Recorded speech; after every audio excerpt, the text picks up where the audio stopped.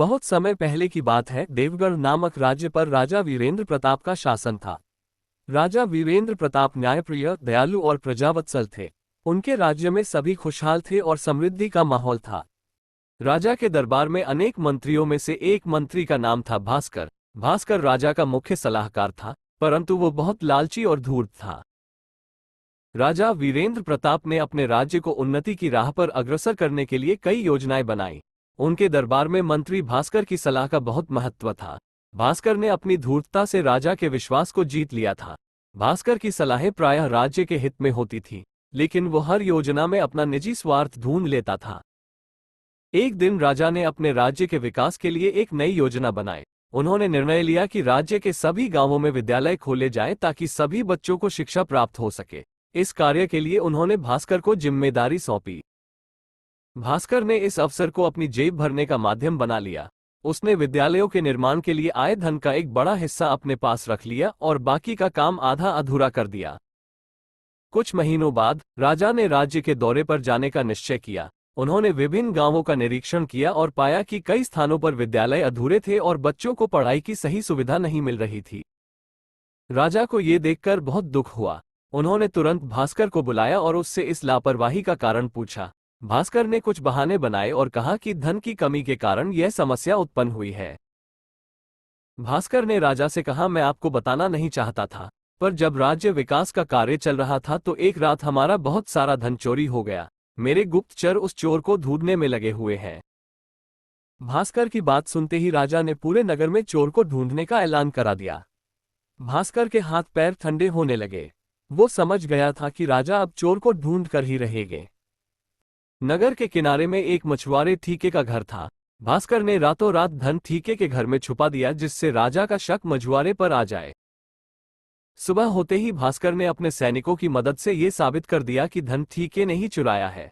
अगले दिन जब राज्यसभा में राजा ने सबको एकत्रित किया कि ठीके को क्या दंड दिया जाए, तभी नगर की एक छोटी सी बच्ची राजा से बोल पड़ी, काका चोरी नहीं कर सकते। काका, हम सभी नगर के बच्चों को हमेशा अच्छी सीख देते हैं। जरूर कोई गलत फहमी हुई है, हमारे काका चोर नहीं है। राजा ने एक एक करके ठीके के घर के आसपास रहने वाले सभी मछुआरों का अकेले में बयान लिया और सबने यही बताया कि जरूर कोई गलत फहमी हुई है। वो मछुआरा बहुत ही बुद्धिमान और नेक दिल इंसान है। पिछले साल की बाढ़ में उसने अपने जान की परवाह किए बिना नगर के 3 डूबते हुए बच्चों को बचाया था। राजा संदेह में पड़ गए। उन्होंने ठीके को कोई कठोर दंड ना देकर राज्य से अलगाव कर दिया। वो नगर में तो रहता था, मगर नगर की किसी भी सुख सुविधा का वो लाभ नहीं उठा सकता था। ठीके बहुत परेशान था। आखिर ये सब हुआ कैसे? मैंने तो कभी किसी के घर की एक सुई तक नहीं लिया। आखिर इतना धन मेरे घर में कहां से आया? अब वो नगर में अपनी मछलियां भी नहीं बेच सकता था। धीरे धीरे उसके घर की स्थिति बहुत खराब हो गई। राजा को भोजन के साथ मछलियां खाने का बहुत शौक था। बिना मछलियों के राजा का भोजन अधूरा रहता था। एक बार की बात है, राजा के राज्य में बहुत तेज तूफान आया, जिसके कारण कोई भी मछुआरा मछली पकड़ने के लिए समुद्र में नहीं जा सका।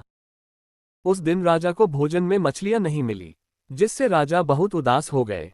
राजा ने जब अपने मंत्रियों से इस बारे में पूछा तो उन्होंने बताया कि इतने तेज तूफान में समुद्र में मछली पकड़ने जाना अपनी जान पर खेलने के समान है, इसलिए कोई भी मछुआरा समुद्र नहीं जा रहा है।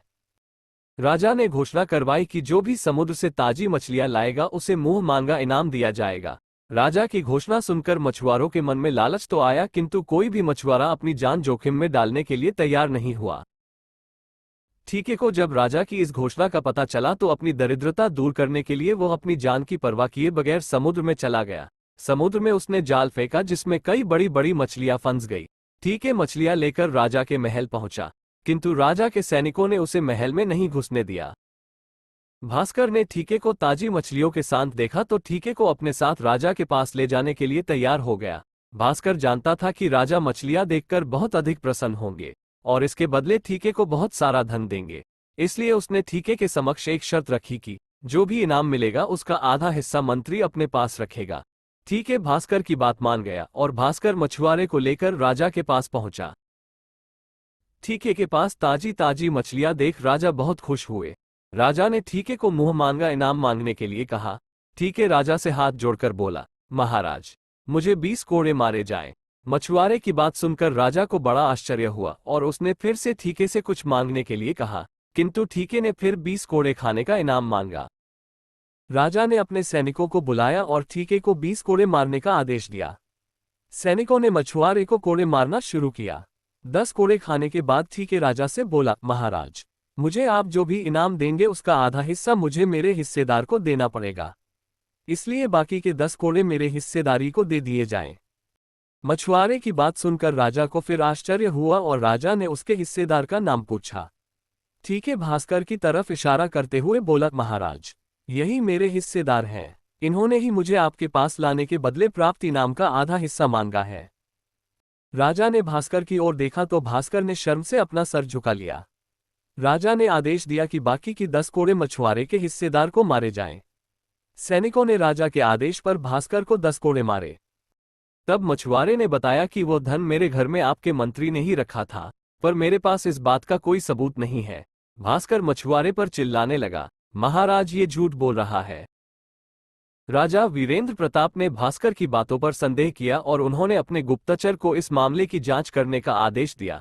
गुप्तचर ने बड़ी ही चालाकी से जांच की और पता लगाया कि भास्कर ने विद्यालय निर्माण के धन का बड़ा हिस्सा गबन कर लिया है। उसने सबूत इकट्ठा किए और राजा के सामने प्रस्तुत किए। जब राजा को भास्कर की धूर्तता का पूरा सच पता चला तो वे अत्यंत क्रोधित हुए। उन्होंने तुरंत भास्कर को दरबार में बुलाया और उससे पूछा, क्या तुमने राज्य के धन का गबन किया है? भास्कर ने पहले तो इनकार किया, लेकिन जब सबूत सामने रखे गए तो वो सच स्वीकार करने पर मजबूर हो गया।